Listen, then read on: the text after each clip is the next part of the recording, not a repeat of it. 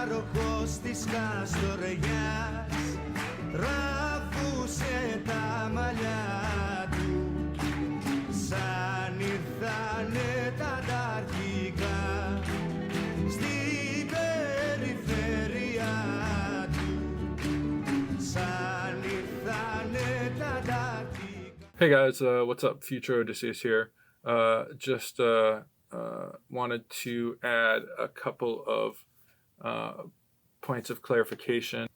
In this episode, we'll talk about a bunch of stuff, Mahmoud, Khalil, and DOGE, and and of course Israel, amongst other things. And there was a couple of things that I wanted to address that I should have mentioned or that have come up since then.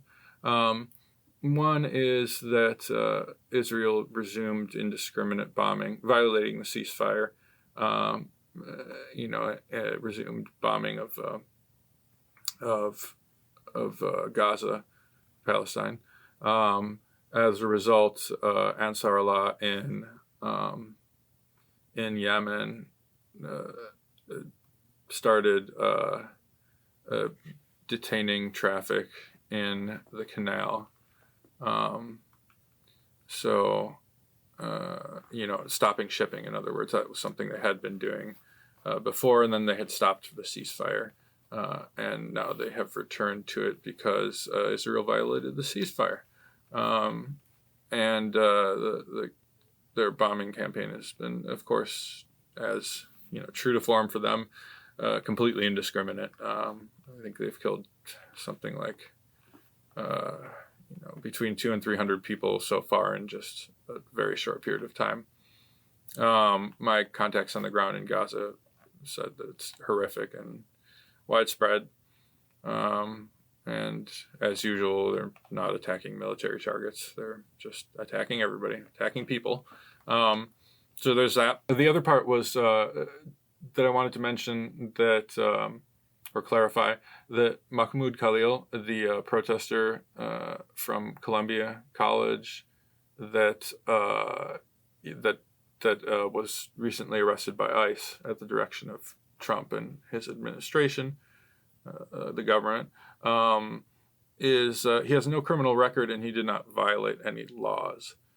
In fact, that's not even alleged by the state. The state has specifically and openly stated that he is being detained and potentially deported as just because of his political views.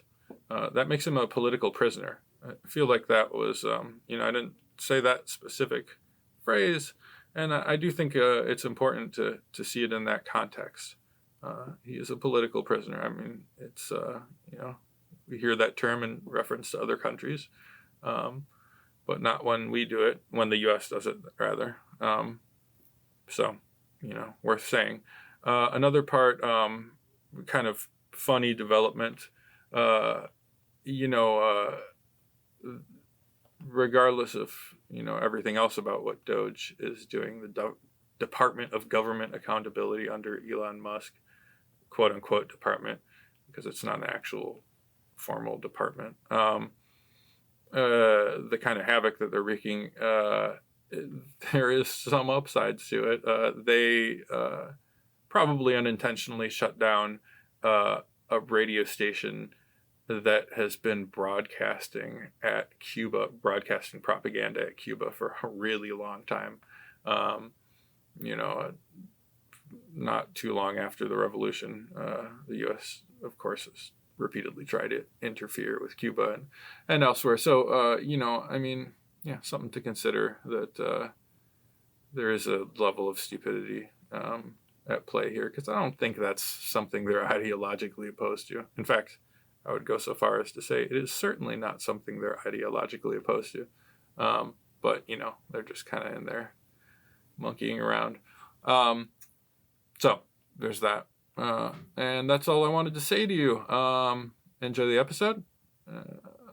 Hope you guys are doing well. Thanks for listening. Give us a little review. A thumbs up. Come It's praxis, putting ideology into action. Yeah. All right. Future Odysseus out.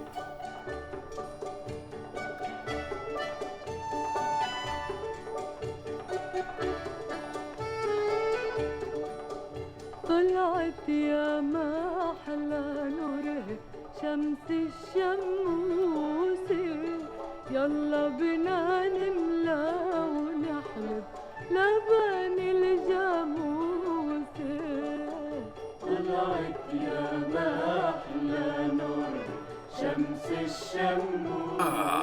All right, welcome back. Welcome back to Comrade Uncle. I'm here with my uncle. My comrade uncle. Comrade Uncle. Yeah, Right. Thanks, Comrade Uncle. The honorable Doctor Comrade Uncle Abraham Joseph Ibrahim Layon. Some might question the honorable part. I'm not sure about that. It depends on who you ask. It depends who you ask. I can think of a few people who I probably pissed off. They might not like that, but it's okay. Whatever. It's all good. If it's any consolation, there's many more that if they got to know you would also would also hate me? Yeah. Got it. Me too, of course. Yeah. All right. What are you gonna do? Justly, but right, what are you gonna do? What are you gonna do? So we are here. It is the 15th of March, I think, right? It's the 15th of March. It's it's Saturday. It's 17:20 hours. Yeah. And here we are still going through the first 4 months of Trump's presidency. Yeah. So we had a slight disagreement after the election, as I recollect. We did. Remember, we talked about could it be worse with Trump? I mean, I had my own issues, multiple issues with Kamala Harris. Mm-hmm. One was she supported Joe Biden's genocide. Two, she ran from Green New Deal. Three, she ran from the death penalty. A bunch of stuff. Yeah. I mean, a bunch of stuff. It was a bunch of stuff. And she seemed to think this is a thing that the Democrats have done at least since Clinton, maybe before. She seemed to think, however, that if you won over enough Republicans, that would make up for losing everybody else. And for me, that was just, actually for me, and I think, you and I have talked about this. My first vote was in 1972, I believe. Mm-hmm. It was for George McGovern. That guy I liked, I supported, but everything else up to Obama, frankly, was, well, it's the least bad of a bad option. Right. And with Obama, I will grant you that I did fall victim. I believe. It seemed like it could be different. Yeah. Seemed like it could have been. He said some of the right stuff, at least initially. Both my wife Susanna and I worked on this campaign. She much more than I. Yeah. It was clear that there was going to be a problem after he won, because here in Florida, Susanna went to the Democratic state Democratic Party and said, "Listen, we just won, but it's just the presidency. We need to have a movement. This needs to be FDR style, big, broad, aggressive, And they said, absolutely. No, absolutely not. Break out the red flag. Yeah. They were utterly uninterested. And it was as clear as can be that was going to be a problem. And of course it was. Yes, he won a second term, but it was a problem. And then, of course, after that, it was Trump and then Biden, and we know what happened there. Yeah. And now Trump again. Yeah. So so the issue, as you and I discussed this months, was it a year ago? Nah, maybe 6 months, 8 months. I don't know. Is Harris bad? Is Biden bad? Is Trump worse? I think it's safe to say that in terms of definitional, not throwing words around, in terms of definitional fashion, I think we are entering the vestibule of that political ideology, at least. Now, it is true. I think we've been in it. Well, I know, and this is where we slightly disagree, but it's not a bad disagreement, because I will tell you, Mussolini is the guy who the founder of fascism, Mm. argued that fascism is basically corporatism, the government plus corporations together. That was, in his brief definition, fascism. Now, obviously, Right. definitionally, there's more than that, right? It's, Oh, sure. racism, it's disrespect for law, it's Right. all of that stuff, right? Yeah. Including corporatism. So you could argue that in that sense, we have been in fascism's vestibule for decades. I mean, the loss of our real democracy, of any real choice, has been an ongoing project Oh, yeah. for just decades. Yeah, right. Since Reconstruction. You can, I mean, you know, Or yeah. the end of I mean, I think, Reconstruction. no, the end of Reconstruction. I mean, that the apartheid state that the United States was, in that brief period, 1865 to, what was it, 1874? Is that right? 9 years, 10 years? Something like that. Yeah, It depends on was, how you. that apartheid state there was the opportunity to change it, to make it Make into a real radical democracy. change. Yeah. And we lost that opportunity. It wasn't Yeah. you and me, No. but our people, our country Right. lost that. And then it was until 1965, with Lyndon Johnson's Voting Rights Act and Civil Rights Act, that once again we had the opportunity to not be an apartheid state, which we were after the end of Reconstruction until, Right. and again, to be clear, because I don't want to be Yeah. just tossing words around that people say, No. no, apartheid, South African word that means basically separate. Blacks and brown people were treated separately, differently, had different rights, even though technically in the law they could vote and have all the same rights. In reality, there's de facto and de jure. De facto, they didn't have the same rights. Right. That came to an abrupt stop, or began to stop, with, no matter how flawed he was, and he was flawed, with Lyndon Johnson and his administration. Yeah. And Lyndon Right. Johnson said in those years, we have lost the South for the Democratic Party. He said for a generation. Well, 3 generations later, still lost. And the Dems have not moved left; they have in fact moved right, which brings us to where we are today. Yeah. Yeah, quite a bit, right? No, I mean, well, I would clarify it. So, while I was unsure of, I mean, there's no way 100% of knowing if what Biden would have done, or I'm sorry, what Harris would have done. The female Biden, blue No space female between Trump. us, pal. No space between us, pal. Yeah. Kid. That's what he said, kid. There's all that, so whatever. But I guess the point that I landed on, and that I think I stick by, is that it's not a race between 2 opposing factions. It's a relay race. So one goes faster, one goes slower. Maybe on certain things, but they're both racing in the same direction and they're on the same team. So that's kind of my, because I mean, I have to admit, despite the ceasefire, and it does seem like Trump had something to do, despite these international things, this sort of pull away from Ukraine. Or from the proxy war in Ukraine, which is real flip floppy, So it's hard to say. It's hard to say either way. It's hard to say. Would Biden be? God, you keep saying Biden. Would Harris be doing? Would Harris have Elon Musk with the hatchet, kind of like creating chaos? No. I don't think so. I don't think they would have anything like that. They're the part of the team that is more about, the preservation of the status quo. And Trump, I think, is a different side of that. So, but I guess that's all a convoluted way of me trying to say, I think Trump moves a lot faster on some things, and Harris, or the Democrats, move a lot faster on other things. So, would they have been worse? I don't know. It would have been the same shit in different degrees. My favorite saying about this is it's the same turd in a different bucket. And that doesn't mean that there isn't substantive differences between Harris being in office and Trump being in office, because there just are. I mean, both. Yeah, and look at Medicare, mostly for worse. Medicaid. Yeah, no, there are multiple issues we probably should briefly discuss.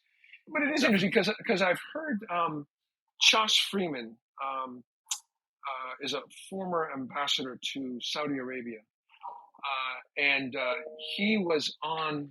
Wait, I'm sorry, I have to look. He was on this morning with. Wait a moment, sorry. This matters. I'm sorry. Give me 1 second. Yeah, take your time. I guess, Yeah, he was on this morning with Lawrence Wilkerson. Lawrence Wilkerson is the former chief of staff, former Army guy, colonel, I think it was, former chief of staff to Colin Powell, who was the Secretary of State. Right. And he, I listened to these guys, and they are just incredibly thoughtful human beings. Don't agree with them on everything. No. Incredibly thoughtful human beings. And this morning they argued, similar to what you said, is that in a certain way it is a relay race, but it's a similar team, not the same. The Republicans are like venture capitalists. They want to go in, cut, chop, have profit instantly by basically destroying.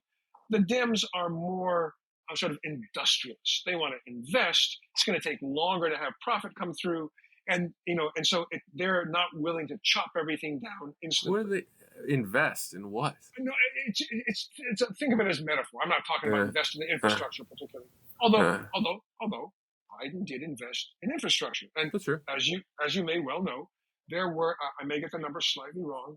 I think it's 5,000 electric vehicle charging stations, fully up and functional, that Trump and his administration have removed because there's no such thing as climate change. So again, in big picture issues, they're the same. They're on the capitalist team. It's a economic system that has between every 4 to 7 years has a crisis, is failing, is destroying our climate. It is a failure, notwithstanding everything that's around us. And it needs to be changed. But there are subtle differences, and as you just said, meaningful subtle differences between those two teams. I think the thing, however, there are some things that are not different. So between Biden members of the Harris, same team, potentially, though. You understand what I'm saying? Yes, no, exactly. So what Biden and Harris did in terms of promoting and supporting Israel's genocide of the Palestinians, right? Excuse me, and supporting and promoting the attack on students who were opposing the genocide, attack on the universities and on the students, Trump has simply taken a little further along. We have this young man, Mahmoud Khalil, I believe his name is, Khalil, who was a graduate. Is it Khalil? Yeah, I think it's Mahmoud Khalil. Yeah. Graduate student, graduate student at Columbia University, had been accepted to the graduate program. Was the negotiator with the university and between the university and the students. Respectful guy here on a green card. Permanent citizen. He wasn't some kid who was just married to an American. And he was picked up and basically taken away to New Orleans, to somewhere in Louisiana, by ICE. Right. He wasn't. It's not like he was warned. You have to appear. He was picked up, handcuffed, and taken several thousand miles away. This is authoritarian. This is fascist kind of behavior. His lawyer couldn't get in touch with him. His wife couldn't get in touch with him. Now, there's been a brouhaha, and we know where he is, and things are moving along. But the point is if they can do that, and again, it's the issue for those who might be listening and who will say, well, I don't really care about Mahmoud because 1, I'm not a student. 2, I'm not in a green card. 3, I don't support the Palestinians. Somebody could say that. But the point is the bullies, authoritarians, fascists always start with the weakest. And if they can get at the weakest, they can get at any of us. That, of course, is Pastor Niemuller's poem from World War II, right? Right. First they came for, right? And we know where that First goes. they came for the communists, then they came for the socialists, then they came for Then the... they came for the and I union didn't speak guys, up. and then they came for the Jews, and I didn't, and then they came for me, and there was no one left to speak up. And so the reason, I mean, it's important for many reasons. First of all, it's because it's unjust, and he needs to be supported. Sure. First of all, because what he did was oppose genocide. That is a mandate on all of us. But the way that this was handled by Trump, I think, even though the skids were greased, as it were, by Biden and Harris, I don't think it would have been quite the same had she won. I don't think. I don't Could know. be wrong. Could be wrong. You know, there's two sides to this, or not two sides. There's two aspects to this that I've been thinking about. One is, yes, Mahmoud Khalil, and the other is the ceasefire, right? So there's the surface layer stuff that it's like this one happened under Trump, there was a ceasefire under Trump. There was this crazy persecution of this student, of a Palestinian student, under Trump as well. However, so like if we look on Trump? Under who? Under Trump. Khalil. They went after Khalil under Trump. Both of these things happened under Trump. Well, the question is, would it have happened under Harris or Biden or whoever? I was thinking about this. One part that I think we don't, or is easy to get lost in the mix, that occurred to me was like, okay, so I mean, students weren't back yet, right? So like there wasn't the persecution, the crackdown on students, which had begun before, had not. It wasn't time for that to happen.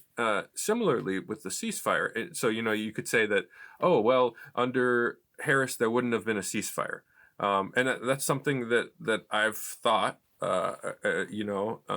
It's not, it's possible. However, similarly, there's kind of this aspect of it that is not like the Israeli army was exhausted. They have a bunch of people refusing to be called up for the draft.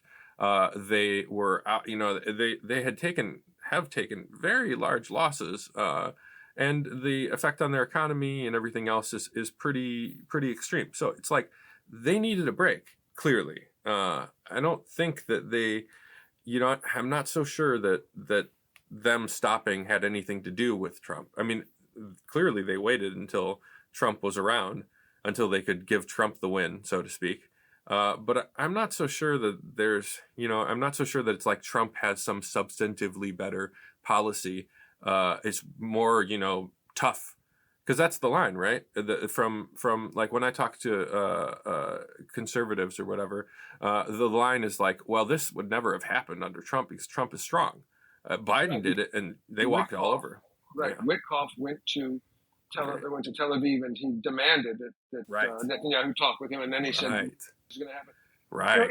That's counterfactual history is impossible to sort out. Exactly. What we know for a fact, what we know for an unequivocal fact, is that some 60% of the munitions that Israel uses comes from us. Right. And if Biden had wanted to stop the genocide, he could have stopped it. Definitely. We know for an unequivocal fact that it does fulfill the definition of genocide, both in the international community, but also 18 U.S.C. 1091, which is the U.S. genocide law. It fulfills those criteria. Right. We know, and that by rights, this should have been stopped. In other words, it's illegal for us to be funding them under our own laws. Yeah. Exactly correct. Yeah.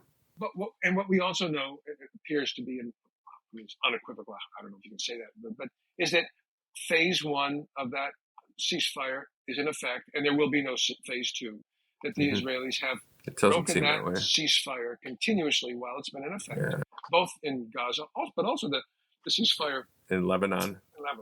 Yeah, and it looks like they want to go back to war. Now, what's intriguing to me, and I don't say this with any sense of glee or joy, as socialists, we want people to reach their highest potential. In order to do that, they have to be fed and educated and safe and alive. And that's true whether you are today a Zionist soldier who hates all Arabs, or somebody else. No, I mean, we are the believers in redemption, if you will, right? Sure. So, but what I'm afraid is going to happen is they will attack again. Yemen has already said they've already begun their blockade of the Straits. And what I'm terribly worried about is that both Hezbollah and Iran, and probably Jordan, and possibly Egypt, are going to send forces in, because this has gone just way too far. Yeah. And nobody, the people who could stop Israel from literally committing suicide, seem unable or unwilling to do it. Trump won't do it. Trump will not do it. I mean, the death and destruction that's going to come about because of what these guys are doing is just horrific on all sides. There's just no two ways about it. Right. So similarly, it's like the other thing, another one, another, potential difference, right? Or, where we look at different policies, the Ukraine, pulling away from Ukraine, right? Is Trump, of course, is not in it for anybody else. He's not like going to stop the proxy war in Ukraine because he thinks it's, the right thing to do in some, moral sense. I don't know what the fuck is morality. But again, it's like the same sort of thing. It's like you were talking about this sort of regional conflagration in the Middle East. Are they pulling out of Ukraine so they can start a war with Iran? I mean, like, what's the, if I know that they don't. If there's one thing I know about the U.S. government, it's that, or the imperialists, I'm not talking about the post office. The sort of imperial apparatus of the U.S. government, it's that they never do anything for a good reason. It's like there's always It's always in service of what we not you and I but our government wishes. That is correct. That is correct. Right. So it's like, what's next? Well, and again, it is challenging. I've had multiple discussions. Not all very pleasant, I must admit, either about Gaza or Ukraine. But it is to look at the history of the breakup of the Soviet Union, which is really the only way you can talk about what happened in Ukraine. I mean, we gave our word. I mean, our word has to mean something. That NATO would not extend 1 inch beyond the border of Germany when the USSR, Gorbachev, allowed the reunification of Germany. I mean, they had to agree, and they did agree, and that was one of the quid pro quos for that. And then we expanded, and Russia was weak. Yeltsin was president. They didn't do anything, and they expanded. They expanded to Romania and the Baltic republics. But when in 2014 the United States, who since the end of World War II has overthrown some 130 governments, I don't know, aided in the overthrow of the president of Ukraine, who wanted a neutral Ukraine tied both to Russia and to the EU. We overthrew him. It's like, what do you think is going to happen? Right. And that is what gets lost. What's the only thing that's repeated? Oh, by the way, just before that intervention where that government was overthrown, just before that, both the government of Ukraine and the government of Russia had signed a 40-year lease with the Crimean naval base that Russia has, which, by the way, nobody's aware of, or very few are aware of. That has been a Russian naval base since, if I'm not mistaken, 1789. I think I'm correct in that. Yes, I'm so glad you mentioned that. At least for a really long time. So then we overthrow the government that throws all of this into tumult. It throws basically all of this. Their only naval base, their only warm water naval base. Like it's like, and this, and again, what please do you expect? don't misunderstand. I've listened to Yeltsin. Sorry, forgive me. I've listened to Putin, and I've listened to Lavrov, and I've listened to a bunch of these guys. I mean, these guys are way. First of all, they're both smart say men. what you want. He's not Yeltsin. No. Harsh, man, harsh. But no, it was just a mistake. I know. I'm teasing. religious and Christian for my. Oh, yeah. I mean, these are these are. I mean, these are not like my guys. Don't misunderstand me. But Right. one has to look Me at neither. what they're requesting, what they want from their eyes. They lost 1,700,000, 1,800,000 in World War I, 27, 28 million in World War II. Why, in God's name, 35 would they million, I sit think. still? 25, yeah. 35, I believe. So, all was it total. okay? I may be off by 10 million people. No. How about this? They lost a lot of people in World War II. Right. Why, it's understandable. They don't want NATO on their border, and it's and even though the United States, which lost nothing like that, should be able to understand this, because we almost went to war with the Soviet Union in 1961 when Khrushchev put intermediate missiles in Cuba. I mean, so this is not something we shouldn't understand, but our policy has been not to try and deal with Russia as an equal since the fall of the Soviet Union, or with the Soviet Union. It's to try and break up, to dominate. Right. And that is a problem. And that is why whenever this is discussed with people that I know who are not you and me, it becomes very heated very fast, because it's like, well, so you're taking the Russian side. You think we should be able to invade. Can't you at least be consistent? Because you oppose what the Israelis are doing. Yeah. Two separate issues, but there are some similarities, but you have to know the history in order to be able to discuss them rationally. Right. And so this is an awful lot of words. I'm sorry to say. I'm sorry to be talking quite so much, but an awful lot of words to say. I don't. Biden had the opportunity to stop this thing.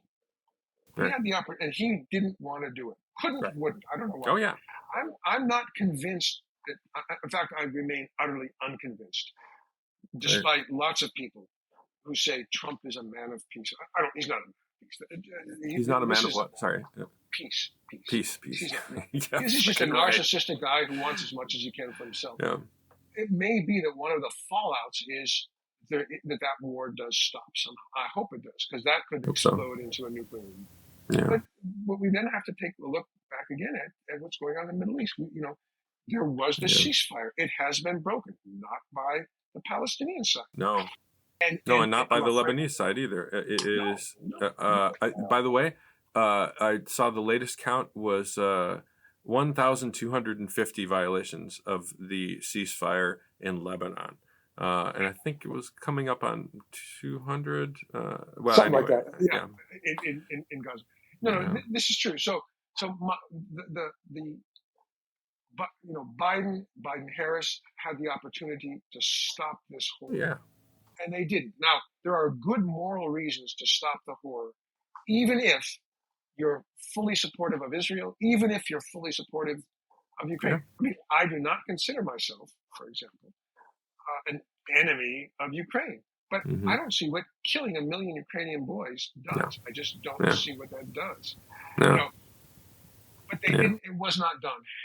So we'll see what happens now with Trump. But there are, notwithstanding those differences, other differences between a Harris administration and a Trump that are domestic in nature, that are exceptionally worse. Yeah. And we can start where we want to start. Yeah. Department of Education, Department of Health and Human Services, CDC. There would not be a complete. I was going to say clown, but I don't in a public forum want to be that nasty. But I don't know what's possible to say about RFK Jr. I mean, I don't know what is possible to say. This is a guy. I think clown might be a little generous, honestly. Maybe, but this is a man who is now in charge of Health and Human Services, and that puts him in charge of the whole kit and caboodle of our health system that's federal. Yeah. He wants to, even though there are multiple studies, for example, that have been done that show there is no relationship between autism and immunization.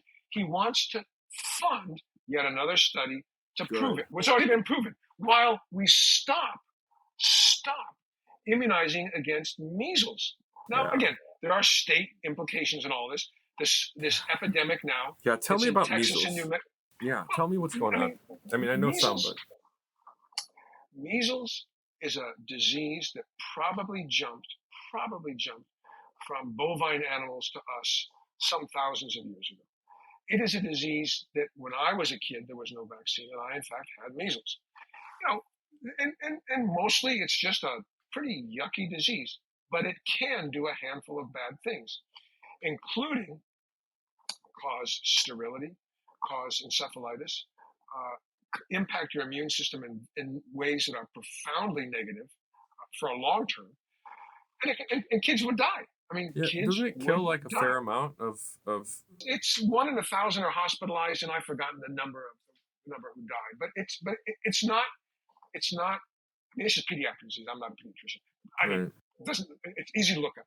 It's not. It's not benign. right. And And very very the immunization is extremely contagious, safe right? and exceptional. The R0, R0, which is if you have a person infected, how many people that they come in contact with will become infected too. The R0 for measles is something like 20. You will infect a bunch of people. Right. You become infectious before you're symptomatic, and on and on and on. Aerosolized, it's droplets, aerosol. Wow. It is not to be toyed with. It was a killer, and where it didn't kill, it was a disabler. Right. So we're seeing that. Polio is not any different, and we're having people who are reticent to be immunized against polio as well. Those are the issues that Trump, his Secretary of Health and Human Services, Kennedy, and all the people under Kennedy are bringing forward. They are putting our children at extreme risk, and all of us actually at extreme risk. And even though some of these men, then they mostly are men, no, went to the Ivy League schools and stuff, they are really charlatans. They may have expensive degrees, but they are not educated individuals, and they are literally putting our kids at risk. And you see it in Texas now and New Mexico, right? Yeah, what's going on? Area. So there's some 1,000, 1,500, I've forgotten now, cases. Several hundred have been hospitalized. There's been a handful of deaths, 2, 3, not a lot, but it's not a lot. But the kids who are sick may remain sick for a good while. And this is easily preventable with immunization. So, I mean, you would not have seen this. You would not have seen this in a Biden-Harris administration. I mean, that's a difference. The attack on abortion rights. I mean, it did occur under Biden. Yeah. Right? I mean, Roe v. Wade was overturned, even though the Dems had for years promised they would put into statute that it's legal. They never did it. But the Republicans are now going after so-called medical abortion, mifepristone and mifeprostol, that you have to get with physicians or that's the Plan B pill for. It's if I'm not mistaken, Plan B is a contraceptive. You can use high dose contraceptive, high dose, to act similarly to mifepristone, misoprostol, but it's different. This is the antiprogestin that stops progesterone so the fetus can't develop any further, and then a prostaglandin that causes the uterus to contract and you expel the products of conception. It's multiple cells. It's not a fetus. It's a clump of cells. That's what it is. Yeah, I mean, yes, it's potential life. Absolutely. Be a liar to say otherwise. But, it is not my call, your call, for what a woman decides to do with her body when she becomes pregnant and feels that she cannot have the kid. And I say this because I remember, and I can't remember if we've told this story before, but it's worth telling in this context. From 1995 to 1999, I was appointed, this was bizarre, the history behind it, but I was appointed as the chief of the Division of Emergency Medicine at the University of Florida Health Center. And I had an administrative pair who sort of helped me not screw stuff up administratively. It was this wonderful guy, 10, 15 years older than me. He's now dead. His name was Sam Lopalo, Lopalo, Sam Lopalo. And we worked very closely together. And one day, at the end of a long day of very chaotic work. We sat, and for some reason, abortion came up. And Sam told me a story that I have repeated a few times, but it's worth repeating. And he said to me, he said, Joe, I'm a former Air Force air commando in Vietnam. I'm a former San Antonio policeman. I'm a nurse. I'm a nurse anesthetist. And I'm your administrative payer. He said, and I'm a Republican. But when I finished nurse anesthesia school, I was on call in upstate New York. Now, this is pre-Roe v. Wade and pre-New York having made it legal to get an abortion. I was on call one day, and I got a call from the emergency department that there was a young woman who had what's called an acute abdomen, ACUT, acute, meaning there's some disaster intra-abdominally, and this person has to go to the operating room emergently. An acute abdomen is a generic term. It doesn't say what's wrong, just that something's wrong. So she was going to have to come to the operating room. So I would go to the ER, he said, to do my pre-op evaluation and talk to her. Turns out she was I believe he said 23, 27-year-old black woman. Turns out she was a teacher. Turns out she had become pregnant. Turns out she had had a backstreet abortion. Turns out she had a perforated uterus and now needed an emergent operation. So he did all the pre-op work, said, we're going to take good care of you, don't worry, brought her up to the operating room. And as he was preparing to induce anesthesia, to like what they say, put her to sleep, induce anesthesia, she put her hand up as he was going to put the mask over her face. And she said, please, don't let me die. And Sam, the superb human being that he was, the superb nurse, the superb man that he was, said, I promise you, I'll take care of you. You won't die. She died on the table. And so Sam told me that story. And he said, Joe, I'm a former air commando from Vietnam. I'm a former cop. I'm a nurse. I'm a nurse anesthetist. I'm a Republican. He said, but I will never support any politician of whatever stripe who seeks to overturn Roe v. Wade. Because he had this experience of what happens. You won't, by making safe abortions illegal, you won't eliminate abortions. You'll eliminate safe abortions, and women will die. He had personal experience at this, and that's why he told me the story. And we've now seen a handful of reports of women who have become very ill, sterile, or died because of this. So that probably would not have gone as far as it's already gone, and as far as it's going to go. The medications, available by mail. So a woman can, as long as she's not more than about 12 weeks, 10 weeks pregnant, can take these and have, and the abortion will occur. That will become illegal as well. And of course, what we have to decide is how are we going to respond to that. And I'm just reminded of the Jane Project from the 1960s and 70s, right? You know the Jane Project? No. What's the Jane Project?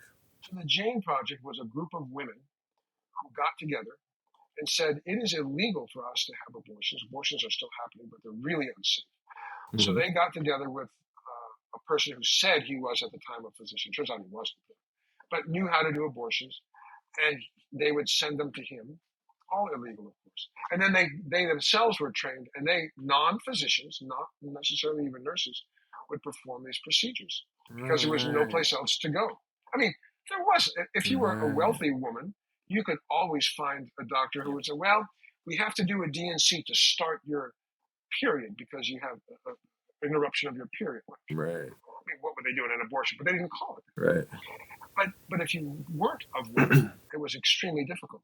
And so the Jane Project tried to take care of it. Now, those women were eventually found out, they were arrested, but then Roe v. Wade happened and they were released. So whether that's what's going to happen again is, one doesn't know, but it is as clear as can be. It is as clear as can be that often, not always, but often, morals and legality are congruent. And when they are, it's easy and it's good. But when law and morality are no longer congruent, I think we have to ignore the law and do what is morally correct. And I think that's what the Jane Project tried to do. Yeah. That's the that's Yeah. Like what's his name said? Who wrote Civil Disobedience? That was Thoreau, right? yes. Yeah. Yeah. Yes. Yeah. Yeah. Yeah. Yeah. I mean, yeah, it's tough, and I think we're going to see a lot of that. I mean, we're a part of what makes the thing with not to double back too much, but with what was his name, Khalil, yeah, part of what makes that so important is that he didn't do anything. I mean, he was part of a student protest, but he hasn't. They haven't brought any charges against him. The thing that he's being detained for, and it's not really prosecuted, but that they're trying to deport him for, is for opposing a genocide. It's for free speech, right? And it's not even for doing the ethical thing that breaks the law. It's simply for doing the ethical thing. And I mean, this is, you talk about fascist, creep towards fascism. This is part of that creep towards fascism. And it happened under Biden. It's happening even more under Trump. Creep under Biden. Yeah. It's more of a sprint with this climate. Yeah, I don't know. I mean, it's certainly, there's certainly a continuity of a continuity of uncare or something. Who was it who did not stand up for the students when they opposed the genocide? It was Biden's administration. Quite the opposite. Who was it that did absolutely nothing as southern states, not all southern states, but as some southern states, made it illegal to give water or food to people standing in long lines to vote? I mean, his Department of Justice didn't do anything. Who ran Harris? Yeah, right. I mean, who was it who did nothing for months after the January 9th riots in Washington? It was Biden's administration. So, they have set this up. They unfortunately set us up for all of this. Yeah. And for that, I think that is unforgivable. There's lots of things you can forgive, but that is really unforgivable. Yeah. Yeah. And they could have, I mean, all they had to do was say that they would stop. They didn't, I mean, again, like we could have not had Trump. They gave us Trump. Deliberately, whether intentionally or not, it was a deliberate choice to prioritize subservience to the war industry and to the AIPAC and Kufi, to the Israel lobbies, over even defeating this guy that they talked up as, oh, he's the greatest fascist, he's the second coming of Hitler, he's all this stuff, and maybe he is, maybe he isn't, but I mean, if you felt that strongly, then for fuck's sake, you could have done one simple thing and won. Or two, any number of things. Number of things. Yeah. So no, 29% of the people who, I think it's pretty clear that the reason that she lost was because a bunch of people simply said, "I'm not voting for either of these guys." Right.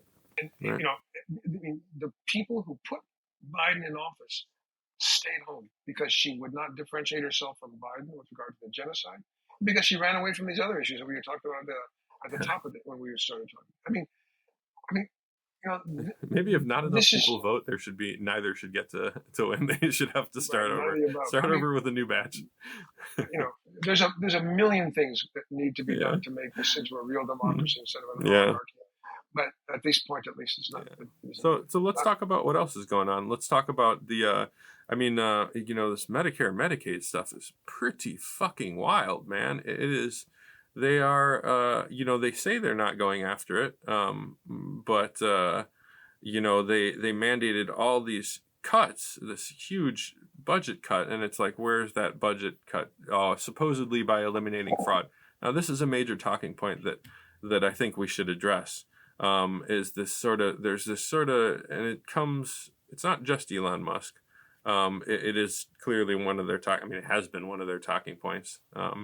The sort of idea of there's all this waste and there's all this fraud and we've got to, we're just trying to fix things and make things run, more efficiently and, but it seems like there's more going on here, and one part of that is this agenda. They always wanted to cut basically all social services, cut social services, give the money to the rich and to the to the rich and to the rich, to the arms industry, and just directly in the form of tax cuts.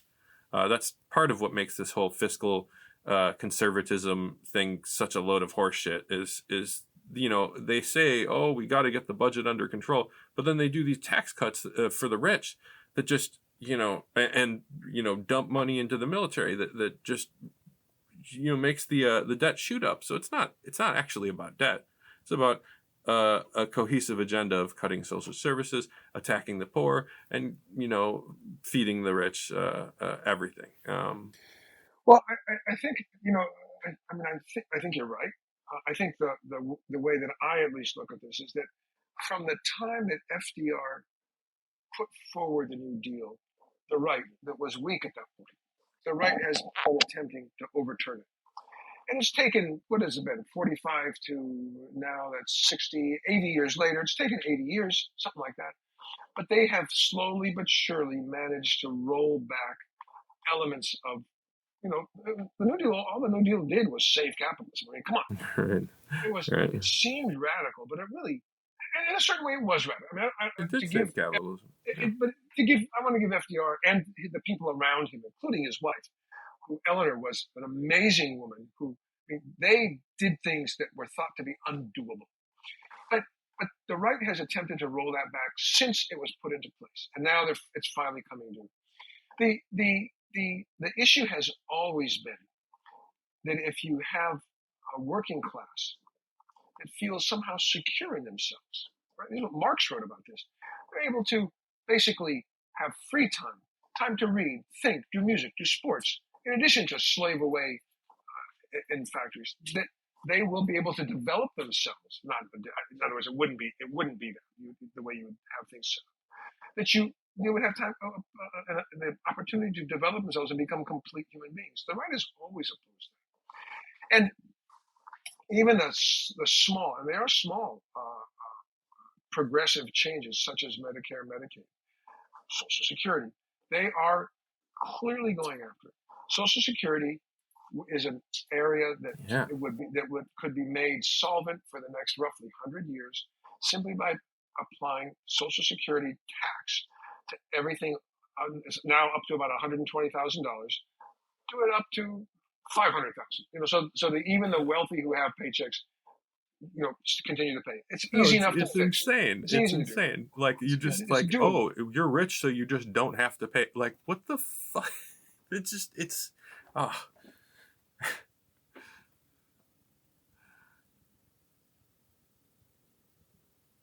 Is Medicaid is the service that pays for it's a dual federal state fund program, and it pays for just for example services for old people who have to go into nursing homes.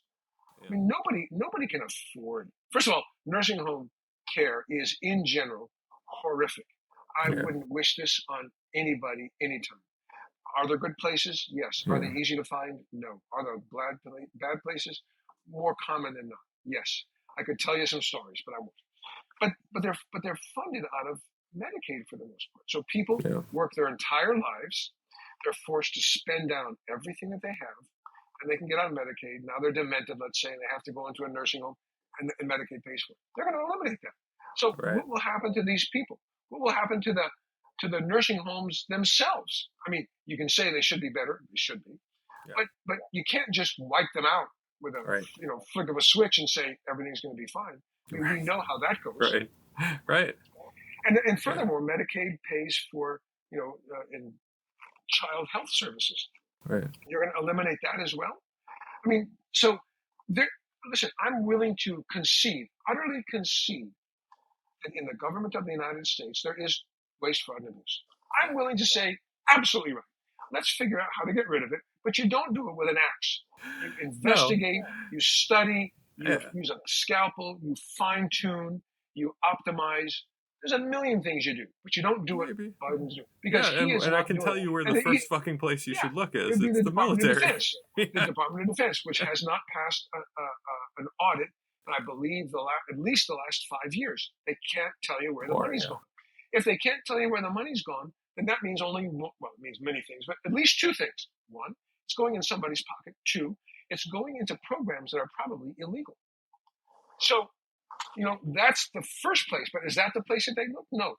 And secondly, if you add up the cuts that they say they're going to make with the tax cuts that they want to give to the ultra wealthy, it's actually exactly right on. They're going to cut all this Department of Education, Health and Human Services, Medicare, Medicaid, all of this stuff is going to be cut so that tax break can be given to the ultra wealthy. Yep. It's criminal. It is literally criminal. And the problem is it's such a stupid trick too. It's like such a obvious. I mean, it should be obvious, but it's not, of course. Well, what did Lyndon Johnson, who was my president during that war that was my war, said? And there was many things you can say about the guy. It's not all of them good, but one of the things he said was, as long as you can convince a white man that he's better, the lowest white man, he said, that he's better than a black man, you can pick his pocket while he's looking over at the black man. In fact, he said, Lyndon Johnson said, in fact, you don't even have to pick his pocket. He'll empty his pocket into your hands as long as he thinks he's better than a black I did not know that. Or a brown person. Oh, yeah. That's pretty good. Johnson was, plenty of things he did wrong, but full of contradictions. Yeah. But this was not a man. This was not he was a complex man. How about that? Yeah. And he tried. He failed. He tried to do some good stuff. Overall, a failure because of the war, I think. Yeah, of course. Yeah. But that is the result of that.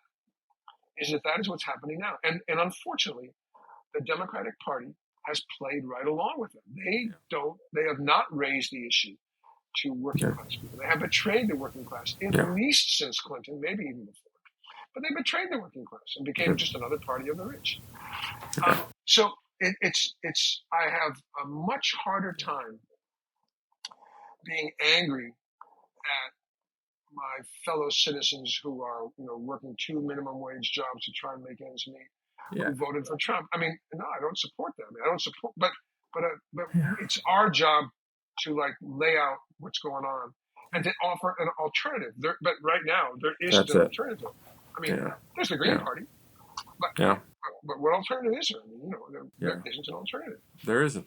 It's and that's. I mean, the thing that I think it's deliberately, I would say that it gets missed, but I think it gets deliberately distracted from by the sort of mainstream liberal media, is that there is legitimate reasons for people to want change. And if you offer people, on the one hand, we're not going to change things, and on the other hand, this charlatan, Trump, who says, I am going to change things, then a lot of fucking people are just going to pick the one that says they're going to do something different, that they're going to make it better, that he sees your pain and he's going to do something about it.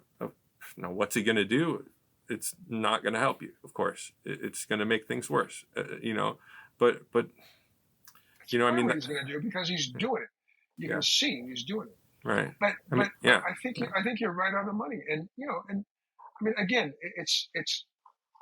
I was having this discussion with my son down in Miami a couple of months ago, and he reminded me, and he's right. He said, Pop, there's no solidarity but class solidarity.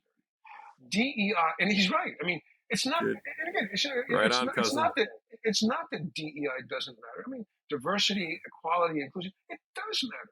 It does matter that you want women and brown and black. But it's just not enough. No. And the problem, one of our big problems, is that at the end of World War II, with the McCarthy period, the National Security Act of 1947, to be a socialist, a communist, a leftist was criminalized. Just actually, not unlike what's being done to the kids on campus now, and will be done even more, I'm afraid. And so what we were left with was liberalism and diversity, inclusion, diversity, equity, inclusion. Again, don't misunderstand me. It's not. I don't oppose those things, but it's not enough. You've got to have the economic basis for all this. I could be Clarence Thomas. Clarence Thomas is a black man who grew up in the South, But the guy is an utter corrupt thug. Yeah. I don't care what his skin color is. So Marjorie Taylor corrupt. Greene is a woman. We are not better off if we're governed by a bunch of Marjorie Taylor Greenes. I'm not sorry. Yeah. It's No. it's just not enough. So No. you got to have class politics as well as DEI. And Amen. what was eliminated was Yeah. class politics over the years, and now elimination of diversity, equity, inclusion. What these guys want is 1950s America. That's what Yeah. they're aiming for. That's what they think was good. It And wasn't worse. by any stretch. And worse, and worse, and worse. Maybe what they really want actually is a Handmaid's Tale. Margaret Atwood was worried about that. That's why she wrote it. And I fear that she was more right than wrong. Yeah. I swear, a lot of these guys, I don't even think they give a shit what they get. I think that it's, there's so much, and, this is like a real aspect of capitalism. It is so fucking short-sighted. It doesn't matter that it's not potentially in their own interest, ultimately. That doesn't matter as long as I get mine right now, immediately. And that's the kind of, that is, in a lot of ways, that's the policy that we see.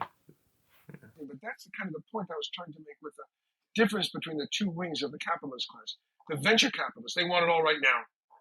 Tear it all down, get the profit, run. Versus those who would say longer term, slow to get our return on investment. They're both still of the same class, but different approaches to getting what they want. To extracting the... Yes, we need more than that. We need something that will look after our planet and our people. And when I say our people, I know we've had this discussion before. Yeah. I don't just mean the people of the United States, although clearly that is our people. Those are our people. But in this world that we live in, what happens 10,000 miles away from here impacts us as well. Yeah. So we have to view the world as our world and the people as our people, and figure out how to come to grips with the changes we've made on the climate that will make this place potentially unlivable. Yes. Within 50 years, you'll still be alive. I won't, but you will. Right. My grandkids will be. This is very, very scary stuff, and we are not doing it. We are not handling it. Yeah. Yeah. That's it, man. You got it. That is right on. Ugh, boy, what a shit show. It is not good. And it's easy to get so mad at one side or the other, that you lose sight of side again with the sides. But it's what there is. It's what there is. Yeah. Either you have to make a choice. My family was extremely unhappy with me. Again, my first vote was for George McGovern, 1972. But this time, I couldn't vote for him. Nah. I would never vote for Trump. So I voted for the Green Party candidate, Joe Stein. Perfect? No. It was either do nothing or do that. Yeah. And I could not. To my mind, there's a lot of things we could disagree on, and I would still say, but I support you. I don't agree with you. I'll try and convince you, but I'll still support you. That's why I voted all the years for these Dems. What was I going to do? No, I helped. For me, genocide is my red line. I'm sorry. I'm not sorry. Me too. Genocide is my red line. Yeah. Full stop. Yeah. Yes, Trump going to make it worse? Probably. But I could not see my way to reward Harris. Yeah, absolutely. For perpetrating a genocide. Unquestionably, he'll make it. Where they are part of the same. That's the because you get this thing. They're like, oh, you don't like Harris. What? Well, then why do you like Trump? It's they're part of the same thing. That's what makes me so angry about it. That's why I continue being pissed off about all this stuff and caring, ultimately is because it's Trump isn't better. That's the whole fucking point, Yeah.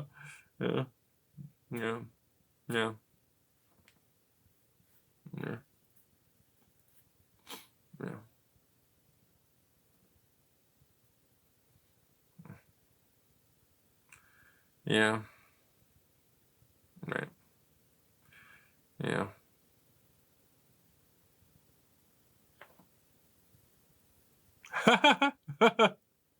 What was see? that about?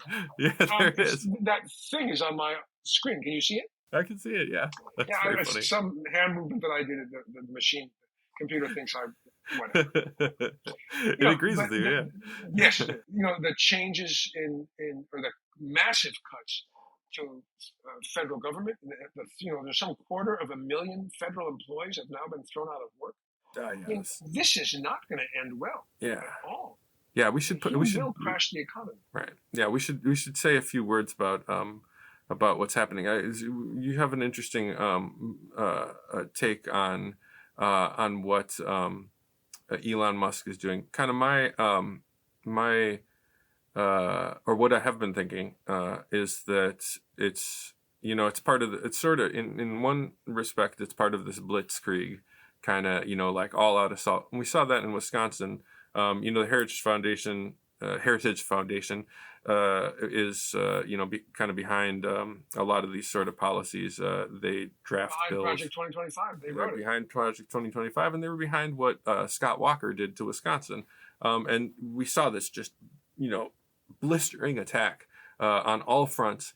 And the plan with them is to just hit you with so much shit that you just can't even, and then to distract with sort of key issues, things that are really high profile, but then, to just hit you on all sides, and do, push as much of their agenda as they can, as quickly as they can. And I think so there's some aspect of what's happening with Elon. There's that. There's also, I think, kind of like he is a deeply stupid person. He's not some genius. All the things that he takes credit for, somebody else did. He doesn't understand the shit that he's screwing around with, and so they're making these insane cuts that just like sort of that are counterproductive even to their own stated aims at times. Other times, they are right in line with what they want to do, and they're all pretty fucking fascist. But when we had talked earlier, you kind of had this, you're more, I'll let you say it yourself. So there's a couple of things to say about it. First of all, I think the big picture for anybody who's listening to us, I think the big picture needs to be focused on first. And the big picture is, it's not about HHS, CDC, Medicare, Medicaid, the illegalization of abortion, the Department of Education. It's not about any of those things. Of course, it's about all of them. Mm-hmm. This is a concerted attack. And again, I want to be exceptionally careful with my use of words. Mm-hmm. I believe this is a concerted anti-government. I would argue it's fascistic in nature. Mm-hmm. And we can go into the definition of that if we want, but we can. The listener can look it up. Definition: racism, check. Ignoring law, both national and international, check. Yeah. The consolidation of industry and government, check. So I would argue that this is a fascist project, and what we pay attention to it because the things that we think about the most are the things that seem to impact us the most, right? But it's all of a piece, and therefore it's not that I will support, for example, our Palestinian brothers and sisters, but I'm going to ignore the rights of women in the United States to have to control their body. Mm-hmm. It's all of a piece. I don't think you, and that's important for our local comrades, if you will. Yeah. Who say, well, of course I support abortion rights or Medicare for all, but the Palestinians. No, I'm sorry.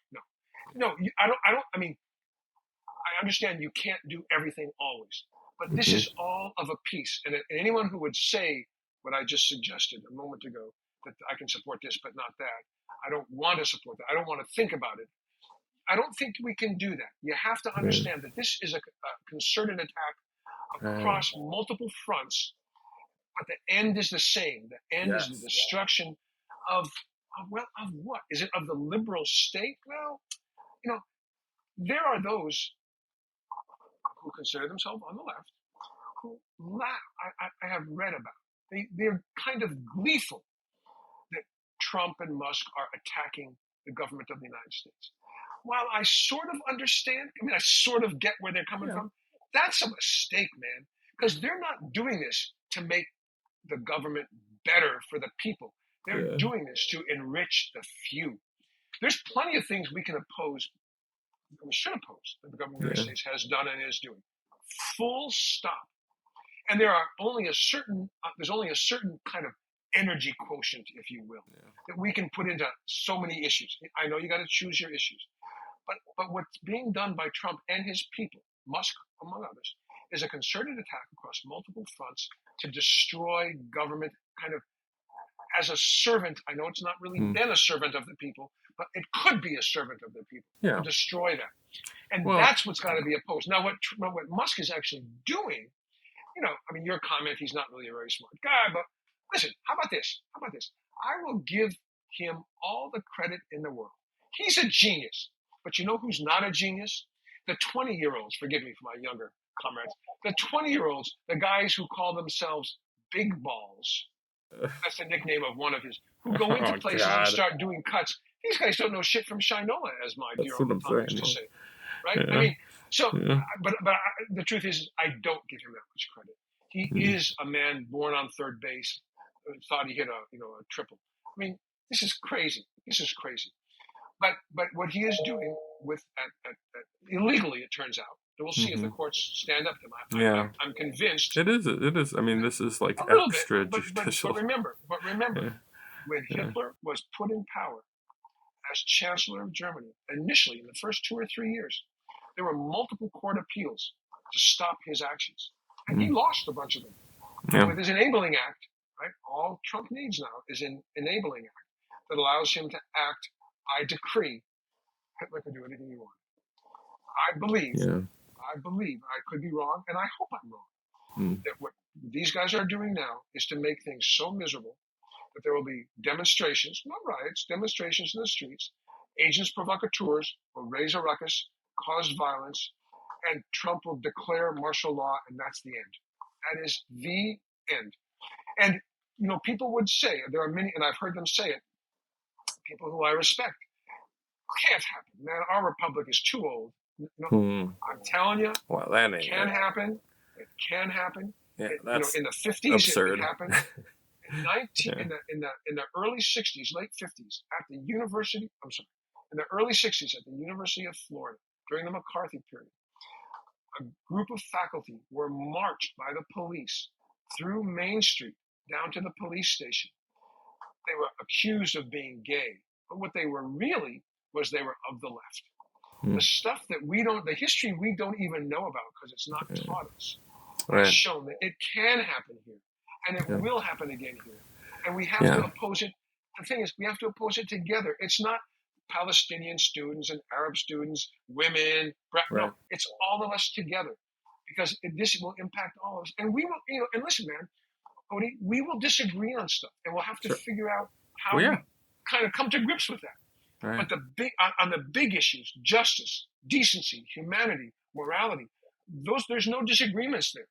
We have to figure out how we handle some of the smaller issues, and we have to have arguments, and still at the end of those arguments, we are still comrades, colleagues, and friends. Yes. Yeah. Big issues, as James Baldwin said, we can disagree on things and still be friends, unless the issue we're disagreeing on negates my humanity. Right. And for me, genocide is that issue. Yes. Yeah. Unequivocal. Yeah, absolutely. So I think that we have to look at the big picture of what Musk and Trump and his people are doing. It's not just his whole cabinet, and figure out a plan of attack to oppose politically and non-violently this attack on our government and our people. Because it is, in the last instance, until the minute that it's not, it is our government. Yeah. It is our government. I still believe what Abraham Lincoln said. We are way imperfect. We are way flawed. We've made horrific mistakes. I mean, we could have a whole session on those. But it's still, it could be, and that's what we have to fight for. Well, yeah, and look, I mean, here's the thing: it is I am actually, there's this line of thinking. I think what you're referring to is that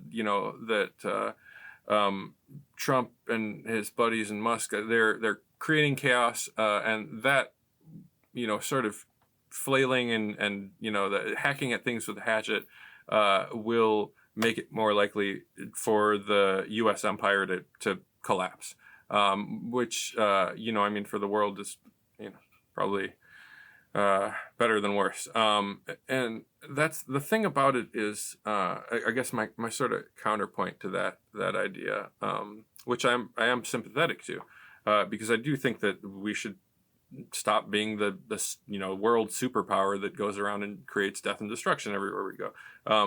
Is that's not they're not doing it for that, and they are just as likely or more likely to achieve entirely different goals. Now, while I'm not of the sort of alarmist, but I don't think that capitalism is in enough of a crisis for there to be fascism, for there to be an open out and out fascist takeover. This is how we get there. I mean, this is the sort of destruction of the good functions of the government don't help us get to a better thing, to a better place. It's not, that just helps us get to fascism, full stop, especially. Yeah. Go ahead. No, that's what you just described is a discussion point that Christopher Hedges has also described. There is no opposition. They don't need to have jackboots in the streets. There's no opposition.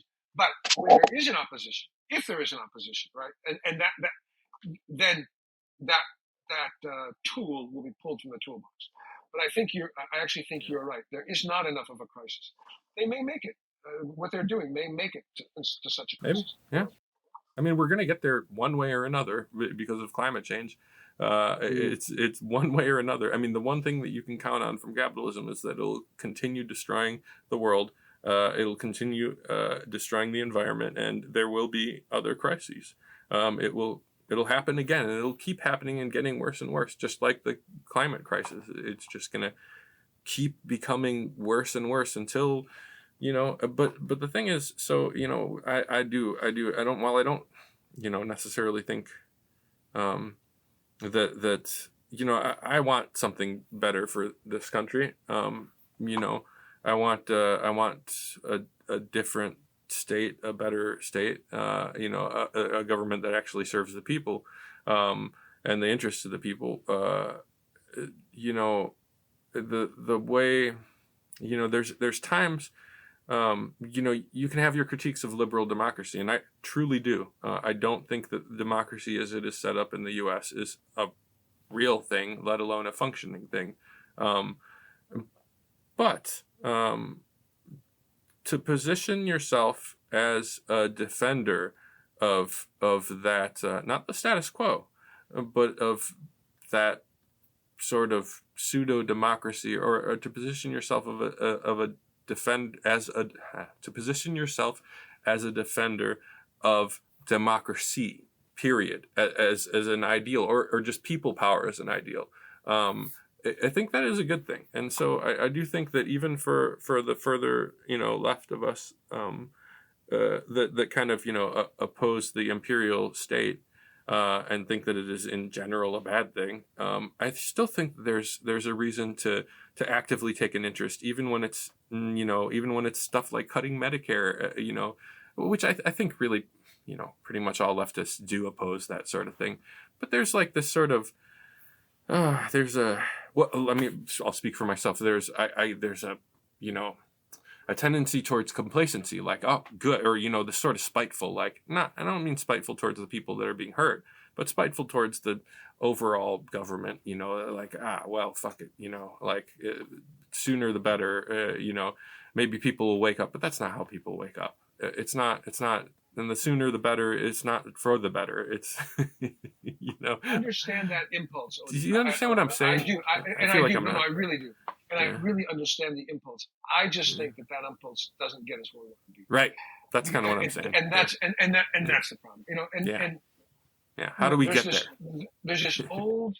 I believe it comes from the Torah, that says, we are obliged to start the journey toward justice. We are not obliged to finish it. Because we won't be alive long enough, but we have to start. I like that. And it will, and the banner will be picked up by somebody else as we fall. Because we will. Because, I'm much older than you. I'll die before you. Then but we have to start this. And the reason, again, the reason to have these conversations, the reasons to put them on the web, and the reasons to have them on the iPods or whatever the heck those, the podcasting thing. Sorry. On your CD players, on your phonographs. Okay, I'm a phone. The reason to read books. How about that? It is so someone will hear this somewhere down the road, and they'll say, "Yeah," and that'll encourage them to pick up stuff. Hell yeah. I'm being made fun of. Good. Somebody's got to take you down a notch. There you go. I've got kids and I'm married. So I think the thing, the note we ought to end on, that I would ask the people who are listening and watching to look up. It's called RCO, the Roman Climactic Optimum. If you look up that term in the context of the Roman Empire and what happened during and immediately after and then shortly thereafter, it will shed significant light on what's going to potentially happen with us. The Roman Climactic Optimum. It occurs between about 150 before the Common Era BCE to about 250 or 300 of the Common Era, and then everything around that. Then you'll be directed to look at some other stuff. It's extremely interesting and provides much food for thought. Yes. Where we're going. Yes. It leads to the crisis of the 3rd century or whatever. Yeah. Exactly. And it's not just they were drinking from lead cups. It's not just people didn't want to join the army. No, none of it. It's not just there were the Vandals and the Visigoths and the whatever. It's all of it tied together, and the lack of resiliency. That's the key. Yeah. We are losing resiliency if we haven't lost it completely. That's worth a discussion at some point. Absolutely. Okay. All right. Okay. I like that. So pick up the flag, comrades. Carry it your small distance. Because that's what we're doing, and it's a small distance. It's pathetically small, but each of us can do our piece to make our world just a touch better. We'll make mistakes. We'll fall down. We can have discussions on that. You and I have both made errors. But, you get up. Certainly falling down. Yeah, certainly falling down. Okay, man. Okay. Solidarity. I love you, man. We'll talk again soon. Okay, sounds good. Bye. Take care. Bye-bye. Stamattina mi sono alzato, oh bella ciao, bella ciao, bella ciao, ciao, ciao. Stamattina mi sono alzato e ho trovato l'invaso. Oh partigiano, portami via. Oh bella ciao, bella ciao, bella ciao, ciao, ciao. Partigiano, portami via. Che mi